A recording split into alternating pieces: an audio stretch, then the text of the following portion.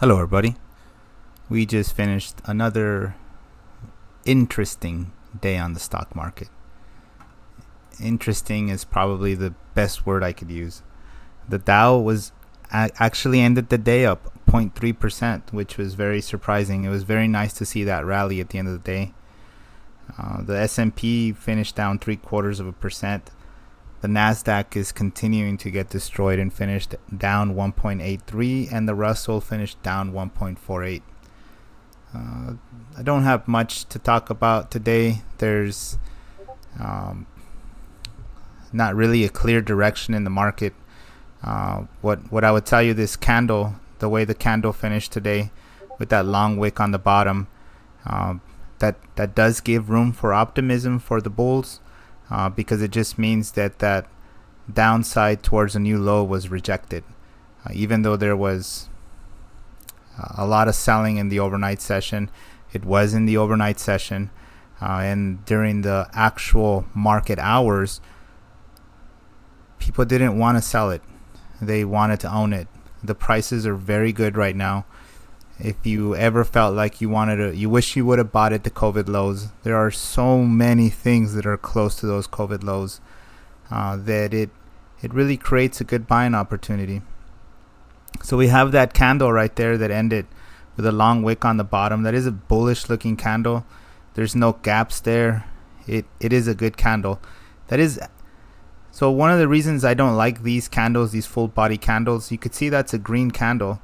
The reason that's a green candle is because the market closed. So the left side is the open, the right side is the close.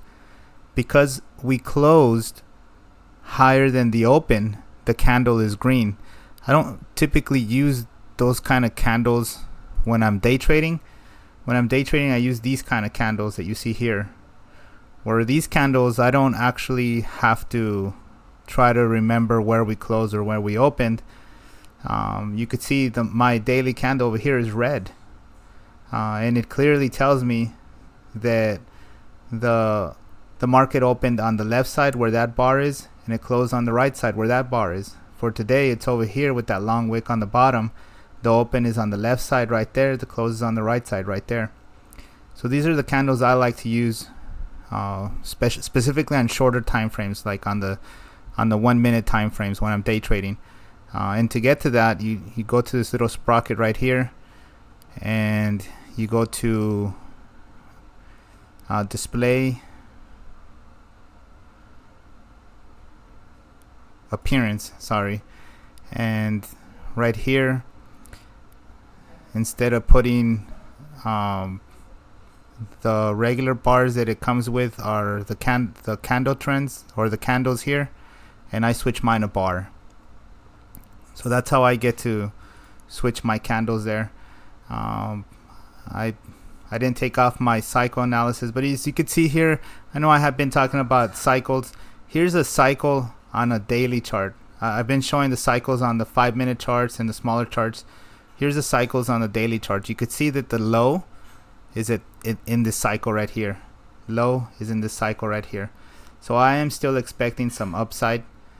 Because we hit cycle low on SPY, but we're very news dependent right now, and we're not really sure what news are going to come out next, and we really need a series of good news right now in order to continue up. We do have our low of the year at 380.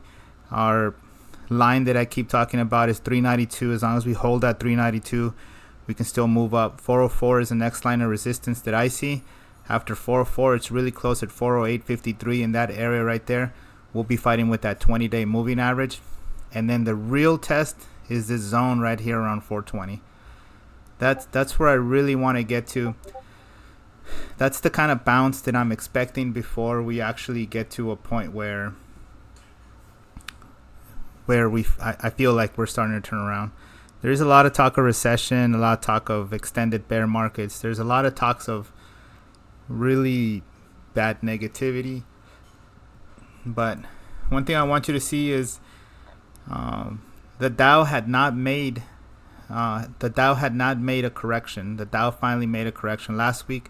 This week it overshot it a little bit. We did hit 18% down for the Dow. And typically when the Dow goes down 18%, if there is no recession, the black line is the typical pattern after the Dow hits 18%. And you did see the Dow hit 18%. We did see it bounce off that 18%, and it started to turn around and it actually closed green for the day. If there is a recession and the Dow hits 18%, typically we'll have a little bounce and then go sideways. Now the sideways action is what I talk a lot about. When we hit a zone and we go sideways, that's if you see a lot of sideways movement like this, that's when I typically say there's another leg down coming. So if there is a recession, it won't be this year. It'll likely be next year. But if we see sideways movement the rest of the week, then we know for sure next week will likely be a down year again. But at 18% down, I would think that we would start going up from here. What's the likelihood of a recession at this point? According to the analysts, there's a very high likelihood right now. But what are some of the things that are making us think that there is a recession on the way? One of the things that, if you notice today on the Discord, I was posting a lot of articles about housing, how we're doing on housing. Housing sales are down for last month. Housing permits are down for last month. Housing starts are down for last month. So the housing market is starting to cool off a little bit. Housing is one of the things that the Fed does take a look at a lot. According to the AMBS, housing does account for anywhere from 15 to 18% of our gross domestic product. 15 to 18% of our gross domestic product is a lot. So here on this chart, you guys know I love Fred charts. This is the Fred chart on securities held outright, mortgage-backed securities that the Fed has purchased. So you could see before 2009, the Fed never had mortgage-backed securities. It wasn't a practice that they had. And then we had the housing crash of 2008. And part of quantitative easing, the Fed started buying mortgage-backed securities. And they never really tried to reduce their balance sheet.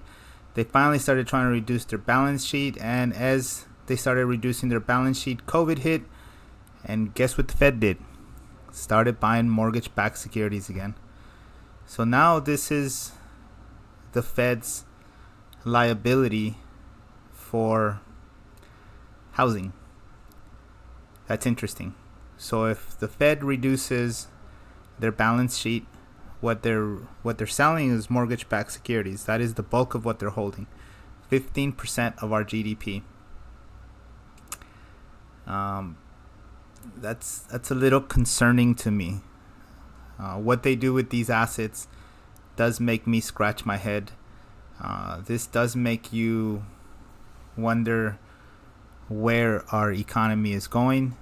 It doesn't give me warm fuzzies, but I will tell you that this is a midterm election year, and this will be turned, and this will be spinned, and this will turn into a positive thing, and the economy will continue strong.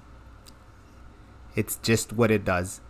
The market, you guys have heard me say it, has been through many bear markets, many corrections, many recessions, and every single time the market always comes back bigger and stronger than it ever has before. So really what you need to focus on right now is wealth preservation. I think it's an absolutely fantastic time to get into stocks. I think it's a fantastic time, especially if you have time in the market to be able to purchase things and hold on to them for the long run. But that's all I had for today. Hope you guys are navigating this profitably. I know that there's a lot of us calling out our day trades for the day. I am opening my trades and closing my trades as quickly as possible, especially if I see price hovering at an area. I don't like that, and I exit my trades quick. Day trading comes quick and nimble at these times. So take your time with your entries. Make sure you have a proper entry. Share with the group what you guys are planning on doing. And let's keep each other safe out there. Let's keep working together. Let's continue to keep this community strong. And make sure to give us a thumbs up. Share with your friends. And let's have a great day. We'll see you tomorrow.